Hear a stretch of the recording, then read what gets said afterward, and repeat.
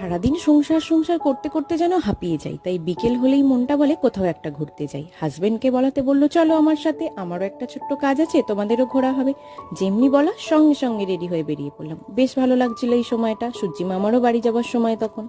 আমরাও যত এগোচ্ছি সূর্যি মামাও তত এগিয়ে যাচ্ছে, কিছুতেই তাকে ধরতে পারছি না। অবশেষে এই মাঠে এসে সূর্যি মামার দেখা পেলাম, তাই ক্যামেরা বন্দি করলাম। আর হাতছাড়া করলাম না, আবার কখন হারিয়ে যাবে। আর এই রাস্তা দিয়ে যেতে একটা সুন্দর বাড়ি পড়ে, বাড়ির সামনে লাগোয়া পুকুর আছে, তার পাশে একটা মন্দির আছে, আবার পুকুরে অনেক সময় পদ্ম ফুলও ফোটে।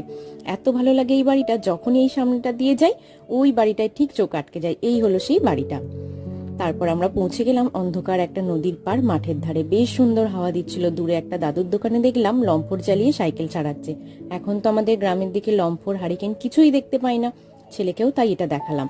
বেশ সন্ধ্যেটা সুন্দর কেটে গেল এই অন্ধকার নির্ঝুম একটা পরিবেশে। অনেকদিন পর একটা এরকম ভালো সুন্দর সন্ধ্যেবেলা কাটালাম।